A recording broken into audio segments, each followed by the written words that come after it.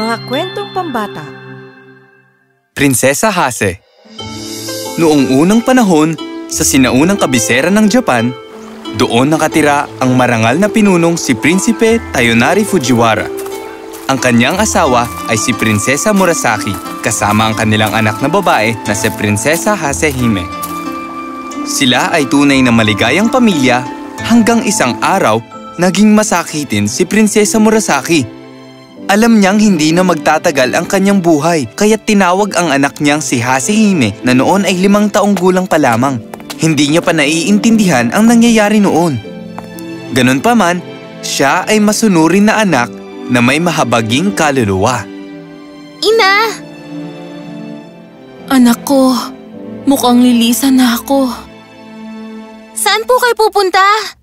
Sa maganda at bagong mundo. Wala akong magagawa kundi umalis, anak.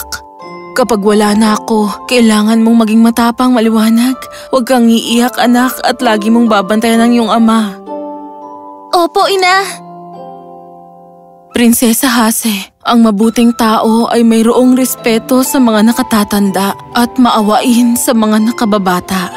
Tratuhin mo ang lahat ng may pagmamahal at respeto. Lagi kang magpasalamat sa magagandang bagay na binigay sa'yo at maging mapagpasensya kapag mayroong mali. Anak, wala kang ideya kung gaano kalakas ang mga simpleng bagay na ito. Dadalhin ka nito sa pinakamahirap na parte ng buhay. Opo, Ina! At ang huli, anak, kapag wala na ako, maaaring magpakasal muli ang iyong ama. Tratuhin mo ang kanyang asawa na parang iyong ina at ibigay mo sa kanya ang pagmamahal at respeto na binigay mo sa akin. Susundin ko ang inyong sinabi, Ina. Matapos noon, ay huminga sa huling pagkakataon si Prinsesa Murasaki. Makalipas ang ilang taon, ay muling ikinasal si Prinsipe Tayonari kay Prinsesa Terute. Si Terute ay walang pagkakatulad sa katalinuhan at kabaitan ni Prinsesa Murasaki. Si Terute ay selosa at masama. Tuwing nakikita niya si Hasehime, napupuno ang kanyang puso ng pagsiselos at naaalala niya ang Hindi ko siya, anak! Hindi ko siya kayang mahalin! Ina, pakinggan mo ang sasabihin ni Guro! Kamahalan, napakagaling ng inyong anak sa pagtugtog ng koto. Ang inyong anak ay tunay niyong may pagmamalaki. Hindi ko siya anak! Ina, nagsulat ako ng tula. Gusto mo bang basahin ko sa inyo? Huwag mo akong guluhin, Prinsesa Hase. Wala akong panahon para sa mga tula mo. Umalis ka nga! Aking munting prinsesa, hindi ba sumasama ang iyong loob sa pagtrato niya sa'yo? Minsan po. Pero kapag sumasama ang loob ko, iniisip ko ang lahat ng magagandang bagay sa buhay. At dahil po doon, gumagaan muli ang loob ko. Tama si Ina. Pagmamahal, respeto, pasasalamat at ang pasensya ang nagbibigay sa atin ng lakas na harapin ang buhay. Hindi nagkulang si Hasehime na ipakita ang respeto niya kay Terute. Sa paglipas ng panahon, si Hasehime ay lumaking napakahusay at matalinong dalaga. Pinagbutihan niya ang kanyang pag-aaral. Siya ay napakagaling pagdating sa palaro at kaya niyang humawak ng espada at pumana na parang mandirigma. Pero ang dalawang bagay na paborito niya ay ang musika at ang mga tula. Napakahusay niya pagdating doon. Napakaganda, Hase. Kamahalan, hindi pa kami nakakarinig ng ganong kagandang musika sa buong buhay namin. Si Prinsesa Hasehime ay sikat na sa buong Japan dahil sa kanyang mga tula at musika. Ipinagmamalaki kita, anak. Ikaw ay tunay na tagapagmana ng dinastiyang Fujiwara. Kamahalan, isang mensahero ang dumating galing sa hukuman ng dakilang emperador. Papasukin niyo siya rito. Magandang araw, Prinsipe Tayonari. Dala ko'y isang kahilingan mula sa aming dakilang emperador. Pakikinggan ko ang kanyang hiling. Ano ba ang kanyang kailangan? Para sa Grand Spring at Sun Festival, ang kamahalan ay humihiling na si Prinsesa Hasehime ay tumugtog gamit ang koto sa Grand Concert sa Royal Palace. At sasamahan siya ni Prinsesa Terute gamit ang plauta. Pakisabi sa ating dakilang emperador na isang malaking karangalan ang pagtugtog nila sa konsyerto. Kaya't si Prinsesa Hasehime at Terute ay pumunta ng konsyerto. Si Hasehime ay tumugtog ng may karangalan at ganda na ang buong kaharian ay nabigla sa kanyang musika. Ang kanyang kakayahan ay masyadong malayo para kay Terute dahil si Terute ay tamad at hindi nakapagsanay ng mabuti. Kaya naman, si Terute ay hindi nakasunod sa musika ni Hasehime at tumigil ito sa pagtugtog. Ngunit walang nakapansin nito dahil ang buong atensyon nila ay nasa magandang musika ni Hasehime. Matapos ang konsyerto, nagpaabot ang emperador ng mensahe sa kanyang mensahero para kay Hasehime. Prinsesa Hasehime, ang emperador ay nais na sabihin sa iyo na ang Japan ay pinagpala na magkaroon ng taong may talento sa lupain na ito. Ipinapahayag niya ang pasasalamat sa iyong pagpunta rito at para ipakita ang kanyang pasasalamat, humihingi kami ng pahintulot na ibigay sa iyo ang 10,000 sa mga mamahaling alahas na galing sa Royal Treasury. Ang pagpapahalaga ng emperador ay sapat ng yaman para sa akin. Prinsesa Hase! Mas napuno pa ng selos si Prinsesa Terute dahil sa kanyang narinig kahit ang emperador ay pinupuri si Hasehime. Si Hasehime ay may sariling pangalan na kahit ang ibang mga prinsipe ng imperyo ay wala nito. Hindi na ito matiis ni Terute. Ngunit wala siyang magawa dahil ang lahat ng nasa kaharian ay pabor sa prinsesa. Ginawa niya ang lahat para magsinungaling kay Prinsipe Toyonari. Sabihin mo sa prinsipe kung ano ang sinabi ko sa'yo. Tingnan mo kung ano ang ginawa sa kanya ng anak mo. Nagalit siya sa akin dahil ang kanyang tubig panligo ay hindi gaanong mainit. Kaya sinabuyan niya ako ng tubig sa muka. Ayos yan, Terute. Gusto ko yung sinusubukan mo makipagbiruan sa akin. Ngunit kilala ko si Hasehime. Hinding-hindi niyo magagawa yun. Ngayong araw, ginulo ako ni Prinsesa Hase habang nagsasanay ako ng plauta. Hindi ka niya ginugulo, aking mahal. Sigurado akong tinulungan ka lang niyang ayusin ang mga maling nota sa iyong tinutugtog. Walang kahit anuman sa sinabi ni Terute ang nakapagpaduda o nakapagpagalit sa prinsipe kay Hasehime kahit sandali. Ang pagkabigo ni Terute ay mas lumaki araw-araw hanggang isang araw na pagdesisyonan niya na hindi na niya ito kaya pa. Sila ay nasa hukuman ng prinsipe nang dumating ang mensahero ng emperador. Oh, mabuting Prinsipe Toyonari! May dala kong mataimtim na kahilingan hindi lamang para sa emperador kundi para sa buong kaharian ng Japan. Anong maitutulong ko sa inyong lahat? Ang aming emperador ay may sakit.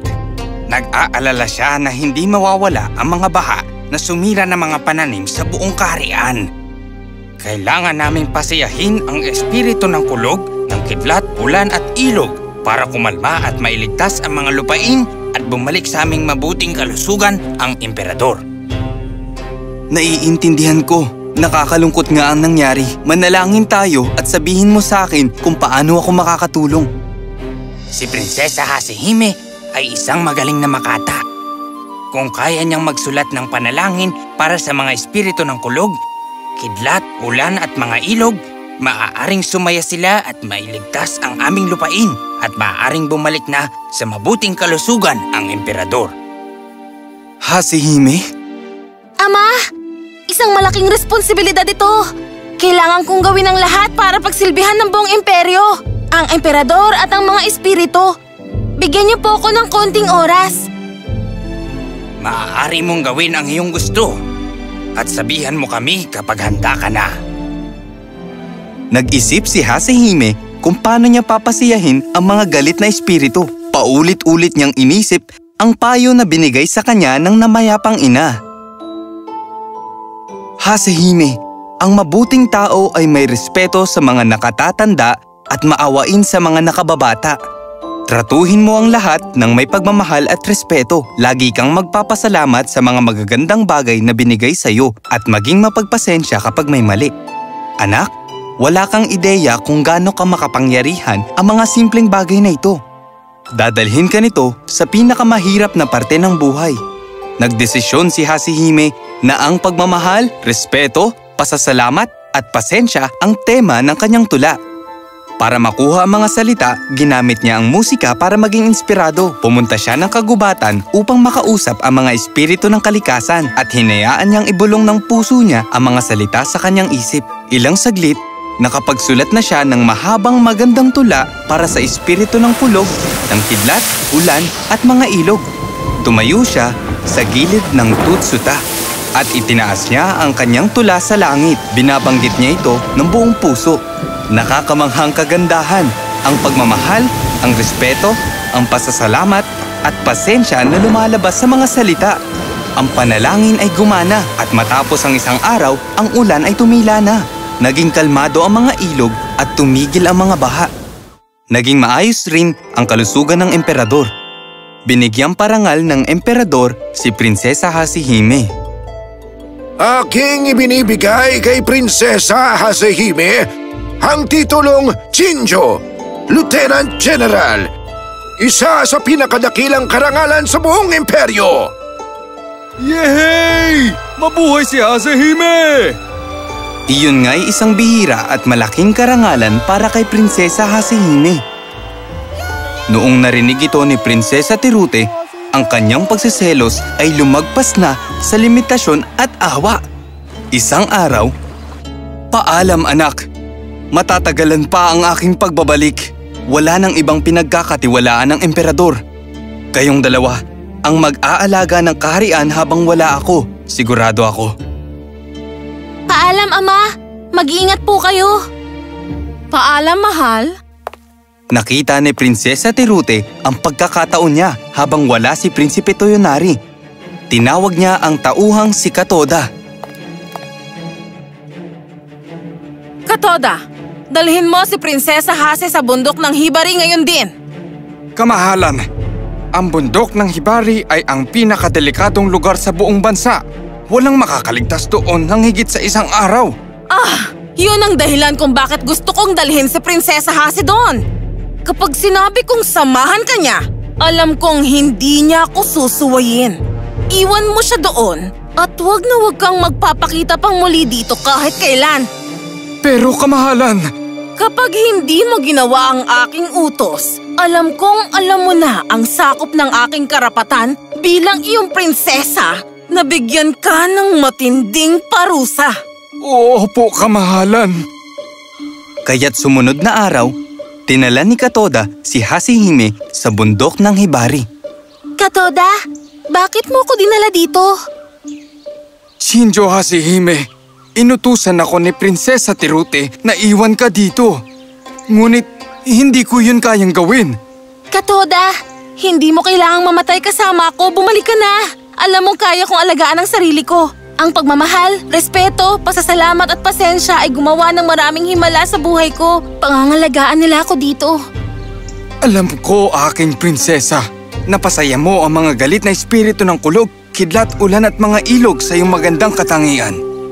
Kaya mo ring pasayahin ang mga espiritu ng kagubatan. Ngunit mayroon akong tungkulin sa iyo. Hindi ko tinanggihan ang iyong madrasta na dalhin ka dito dahil alam ko maaaring may iba pa siyang planong mas delikado upang masaktan ka. Sa ngayon, maaari tayong manatili dito upang planuhin ang pag-atake sa Reyna. Hindi, nagsiselo siya dahil sa akin ngunit siya ay mabuting reyna. Hindi ko siya sasaktan at kung babalik ako, maaaring manakit siya ng iba para saktan ako. May mga bagay na mas mabuting iwan na lang sa karunungan ng buhay, Katoda. Kung ang mga espiritu ay gusto kong bumalik at mamuno, ang aking ama ay pupunta rito para hanapin ako. Sa ngayon, masaya ako sa kanlungan ng kalikasan. Gumawa ng maliit na kubo si Katoda sa kagubatan ng bundok ng Hibari. Kasama niya ang kanyang asawa at si Prinsesa Hasehime. Samantala, si Prinsipe Toyonari ay nagbalik na at nagulat nang malaman na nawala si Prinsesa Hasehime. Hinanap niya ito sa buong bansa, ngunit wala siyang makitang kahit anong senyales. Dumaan ang ilang buwan. Isang araw, "Paumanhin, kamahalan, ngunit naghanap na kami sa buong bansa. Nagpadala na din ng tagahanap ang emperador sa lahat ng 8 direksyon. Ngunit wala kaming nakitang anumang senyales ni Hasehime. Hindi ako susuko. Gusto ng anak ko ang kagubatan. Naaalala mo nung pumunta siya sa kagubatan upang maghanap ng inspirasyon para sa kanyang tula sa mga espiritu ng kulog, kidlat, ulan at mga ilog? Kailangan kong pumunta sa pinakaloob ng kagubatan. Kamahalan, imposible para sa prinsesa ang manirahan sa kagubatan ng ilang buwan. Kayang pasayahin ng aking anak ang mga espiritu ng kulog, kidlat, ulan at mga ilog. Tingin mo ba hindi niya kayang pasayahin ang espiritu ng kagubatan? Ngunit kamahalan, bakit hindi pa kusang nagbabalik ang prinsesa? Meron siyang dahilan kung bakit hindi siya nagbalik. Tatanungin ko siya kapag nagkita kami. Magsisimula ako sa pagsibol ng araw bukas at walang makakaalam ng aking plano. Oo, kamahalan. Nang sumunod na araw, lumabas si Prinsipe Toyonari. Kahit si Prinsesa Tirute ay walang ideya sa kanyang plano na maghanap sa mga kagubatan. Ilang linggo nang naghahanap ang prinsipe. Naniniwala siyang si Hasehime ay buhay at determinado siyang hanapin ito. Matapos ang 4 na linggong paghahanap, narating niya ang bundok Hibari. Huminto siya sa isang bukal upang uminom ng tubig. Ano ang tunog na yun? Siya ba talaga? Hasehime! Hasehime! Ama! Ama!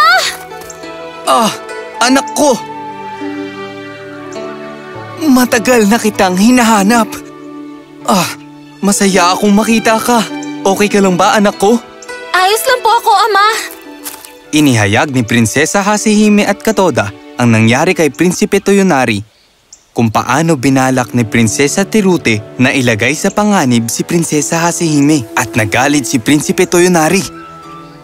Ang babaeng yan ay dapat parusahan. Paano magkakaroon ng lugar sa puso kung puno ito ng pagseselos, ang pag-ibig, respeto, pasasalamat at pasensya para pagsilbihan ang kanyang kaharian at mga tao? Inutusan ni Prinsipe Toyonari si Tirute na lisanin ng Japan magpakailanman. Lumaki si Hasehime na isa sa magagaling na pinuno ng Japan, na kung saan pinamunuan niya ang kanyang mga tao ng may prinsipyo ng pag-ibig, respeto, pasasalamat at pasensya.